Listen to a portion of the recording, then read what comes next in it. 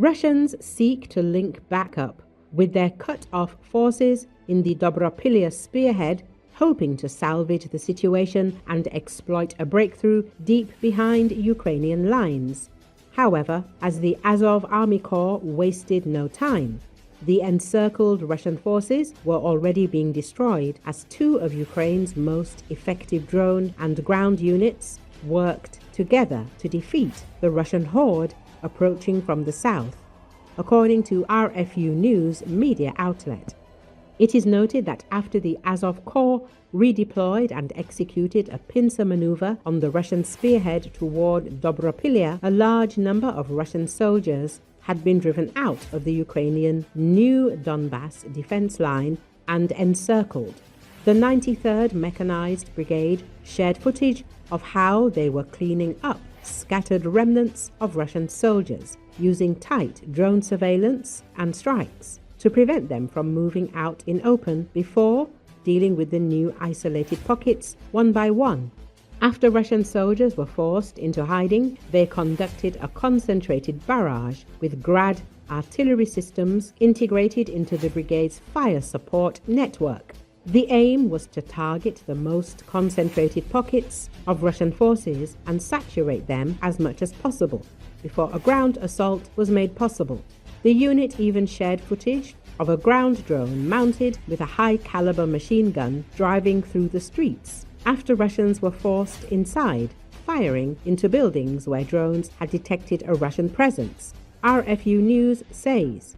It is noted that Ukrainians cleared out pockets of Russian resistance, taking many prisoners of war and proudly raising the Ukrainian flag and the flags of their units in the areas they liberated, with the 79th and 82nd Air Assault Brigades taking the lead in Zoloty Kolodiaz, contrary to earlier reports of the Da Vinci Regiment acting alone.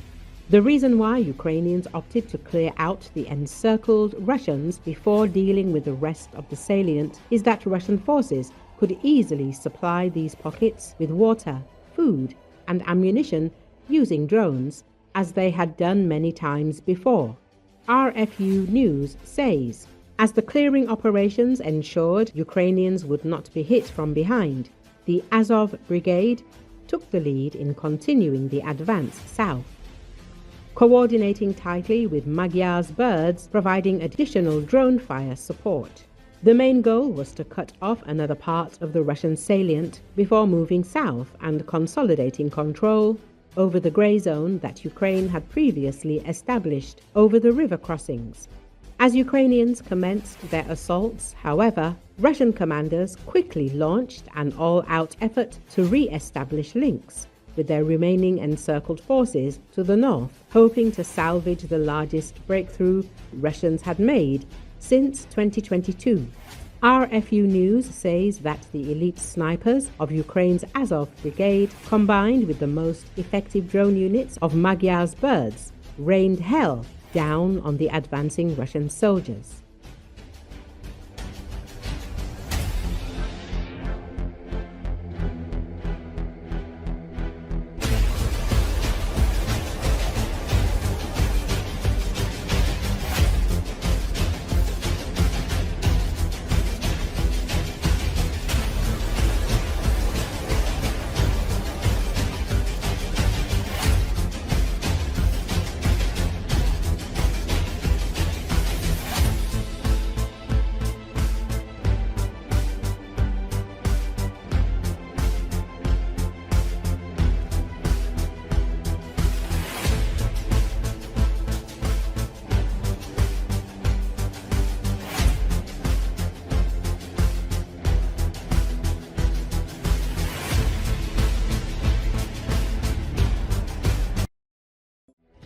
Russian troops continued their offensive in the north of Sumy Oblast, but made no confirmed progress. At the same time, Russian war correspondents claim that Putin's soldiers managed to reach the southern outskirts of Yunakovka. Analysts from the Institute for the Study of War have announced the situation in Sumy region on August the 23rd to the 24th. For these 2 days, Putin's army continued to attack the positions of the Ukrainian armed forces in Sumy Oblast, including the Yunakovka area. The Dnieper group of Ukrainian troops reported that the Ukrainian armed forces had thwarted an attempt by the Russian SRG to cross the state border in the Prokhody area. The Z channel, associated with the northern group of Russian forces, announced the day before that the command of the 237th Airborne Regiment of the Russian Armed Forces ordered attacks on Ukrainian armed forces positions in the eastern part of Yunakovka across an open field. At the same time, some officers of the Russian armed forces expressed their protest against such an order. In the end, the attacks were carried out, during which the 237th Airborne Regiment lost up to 80% of its personnel. It is currently on rest and recovery. The enemy is in a difficult situation in the Besalovka area, since the Russian armed forces do not have logistics routes either to or from the settlement. In this section of the front, the 76th Airborne Division is fighting in the Yunakovka area, and the 30th Motorized Rifle Regiment continues to fight in the north of Sumy region. Earlier, Ukrainian troops carried out a successful counterattack and liberated 3 villages in Donetsk Oblast from Russian occupiers: Mykhailivka, Zelenski, and Vladimirovka. This was reported by the Commander-in-Chief of the Armed Forces of Ukraine, Colonel General Alexander Syrsky. The operation was carried out in the Pokrovsky direction, one of the hottest sections of the front, where the Russian army concentrated its main forces. The liberation of these settlements became an important tactical achievement of the Ukrainian armed forces and allowed them to stabilize the defense line.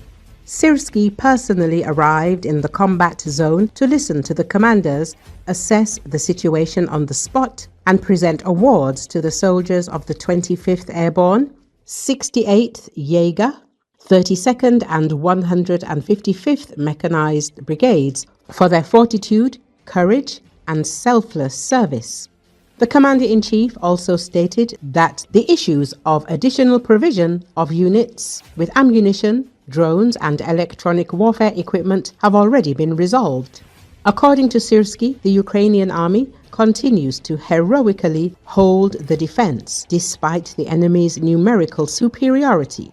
According to open sources and Russian telegram channels, the Russian armed forces are suffering colossal losses in manpower and equipment. Large assault units were recently thrown into battle, but instead of success, they ended up in an operational encirclement. The Ukrainian army successfully closed the ring and struck, as a result of which parts of the Russian troops were completely destroyed, and a significant number of soldiers were captured. Russian military bloggers confirmed that the day before, the command of the 5th Separate Motorized Rifle Brigade actually misinformed the leadership, stating that Novokonomichesky had been captured, while in reality the territory remained undefended. This allowed Ukrainian forces to enter the village of Mirnoye and destabilize the entire Russian defense line on this section of the front.